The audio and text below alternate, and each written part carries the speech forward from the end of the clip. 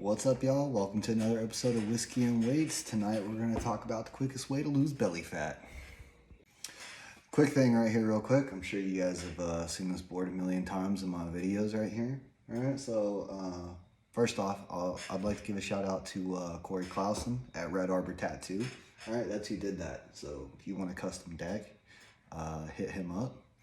He may kill me for saying this because he said it was a pain in the ass, but he didn't. He said he enjoyed doing it. So if you do want a custom deck, hit Corey Clausen up at Red Arbor Tattoo, or really any of the guys there or females there. They're all awesome. I got this ink done by Cody Tweedy at Red Arbor. So not just an ad for him, but I mean, I love their work, guys. They do awesome. So anyway, just wanted to say that.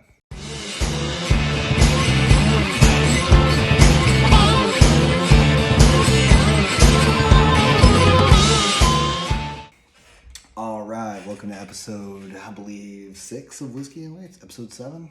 Whatever it is. It's one of those episodes. You'll see when it's posted. Anyway, first we're going to start with the whiskey. I am actually still drinking this Cardew Scotch. Nothing fancy. I already went over it. It's the Game of Thrones series. It's very delicious. And I just didn't want to go buy another bottle of whiskey when I got like 3 or 4 sitting around. So that's what I'm drinking on tonight. Anyway, so you want to know the quickest way to lose belly fat? I got you. First thing you're going to need to do is as soon as you wake up in the morning, you need to do about 1,000 crunches. And then after you're done doing those crunches, you need to go on about a 4-mile run, come back, and I need you to plank for a total of 40 minutes. All right? And you're definitely going to shred that belly fat, guys. I'm telling you, this is the most accurate fitness advice I can give you today. It's the only way to lose it. All right, if you made it this far, then you know I'm full of shit.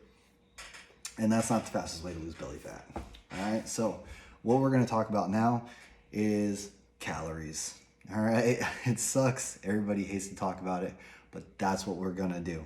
Okay, so calories in versus calories out, energy expenditure. All right, we're going to talk quickest way to lose belly fat by talking calories. Sorry to break your heart. All right, so let's get into it. First and foremost, should you be tracking your calories? Yes, absolutely. Do a calorie calculator. There's hundreds out there. All will be within 200 to 300 of each other. And one thing you should know, and everybody knows this, because I'm sure you've heard it if you've been working out for any given amount of time, but you cannot outwork a bad diet, okay? You just can't do it, all right? Get your diet in check. Don't try to outwork it. All right, so real quick right here, how many calories should you be burning each day? All right, very general here, but for the most part, everybody would be fine if they did this. You want to be burning about 500 calories a day if you're working out 5 days a week, in addition to what your BMR is, okay? What your body burns to survive, all right? That comes down to about 2,000 calories a week in total, burning and being in deficit, okay? You want to be about 2,000 calories a week in deficit, all right? Should you eat your calories back? Listen, guys, this is something I kind of struggled with. There's a lot of apps out there, and when you are tracking your calories, it allows you to put your exercise in, and it allows you to put what you burned. When you put what you burned, all of a sudden you see that what you ate throughout the day on calories, the numbers go to where it looks like now you can eat more because you burned this many calories. Here's the thing. Could you do that?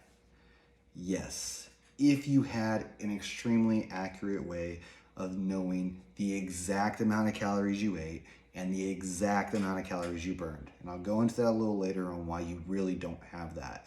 But all in all, you should not be eating your calories back, okay? I say this because you need to add in a level of margin for error in there for multiple reasons, okay? So here's my general rule of thumb. If you're in a deficit of 600 or more on calories, then I would say you can afford to eat 100 or more back to get you to that normal deficit range, all right? That's what I would say. Now, when I talk about margin of error here, all right, so first thing you know is if you're really tracking your calories, you most likely have a smart device that tells you how many calories you burn during exercise, such as a Fitbit, Apple Watch, Google Watch, Garmin. There's a million out there. There's ones that you can wear on your chest. Your phone can even track your movements and do it. A lot less accurate, but it can, okay? So if you have some kind of wearable device, then you're tracking your calories that way through exercise. Awesome. Here's what you need to know.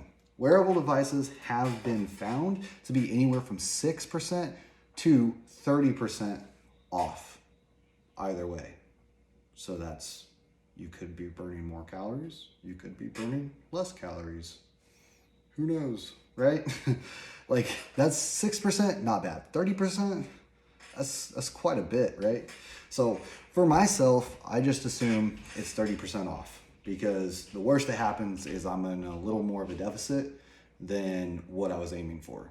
And it's okay to be a little bit more in a deficit, all right? In fact, it's okay to be a lot in a deficit. You just don't want to do that for a long period of time, all right? But yeah, it's okay to be a little bit more in a deficit. Now, another thing that is really annoying here is you also have to allow for a margin of error with food labels particularly, right? Okay, what a lot of people don't know is that the FDA only requires food labels to be within a 20% margin of accuracy either way.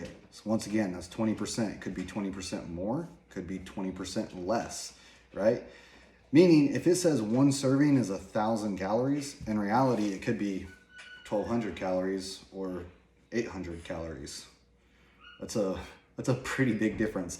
That's also a really big number. I would say that's more of a meal rather than just one particular food label, but it's very realistic if you go to a restaurant. Okay, if you go to a restaurant, there's a lot of times that those calories on there, you're seeing they're like 1,100, especially if you're eating at like a burger joint and getting some fries with it, or you're eating wings and you're getting some celery and some fries with that, and some nacho cheese dip and blah, blah, blah. I mean, you can easily just rack that up there in a restaurant, right? So do know that it could easily be 20% off this way or that way.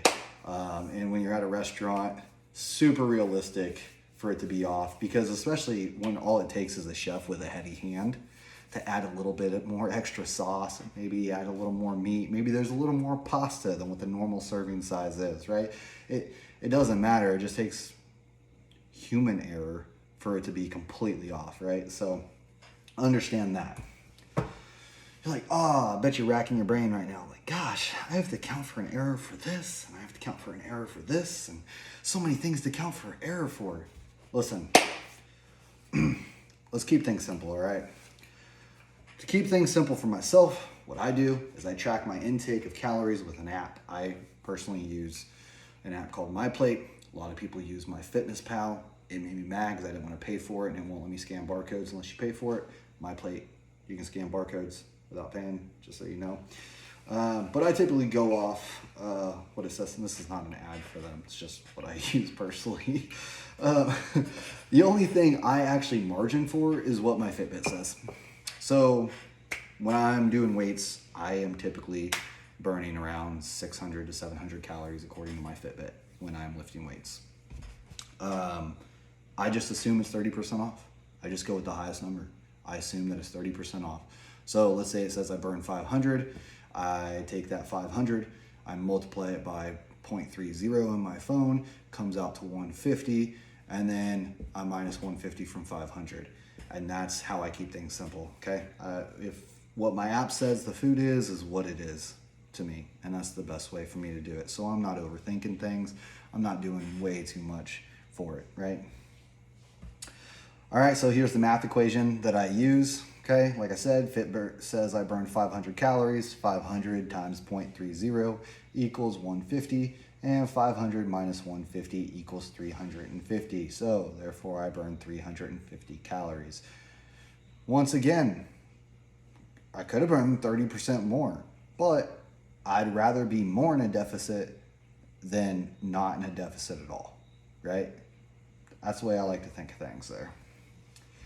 So, how to do this right and as simple as possible. We're getting to the end here, so I'm going to make this simple.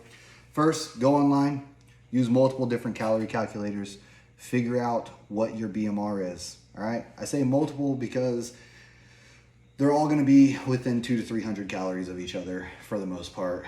And find that median, and that's what you go with, right? So find where the middle ground is, go with that. All right, now listen, if it doesn't at least give you a BMR, if that calculator doesn't at least give you a BMR, then it's a crap calculator. Find a different one. Be honest with the calculator. They're all gonna ask how active you are throughout the day, how sedentary you are throughout the day. It's not including your exercise. It wants to know what you do the rest of the day when you're not exercising, right? So for me, I have a desk job. I sit all day long. So I am extremely sedentary if I'm not exercising. So be honest with it. Don't lie. If anything, underestimate your activeness and overestimate how sedentary you are, all right? Best way to do it. Number 2, you're gonna eat the amount of calories that the calculator says you should intake for your goals. Number 3, you're gonna track your exercise calories, either by a wearable device or however you see fit to do that. And then number 4, do not eat your calories back unless you are in a very significant deficit. Then just eat back what it takes to get into that normal deficit, all right? That's the best way to put it, guys. So there you have it, all right? Calories and weight loss made simple. I hope this video helped. If you guys have any questions or comments, be sure to leave them below. Go ahead and like and subscribe. And I will be back next week for another episode of Whiskey and Weights. Y'all have a good night. Cheers.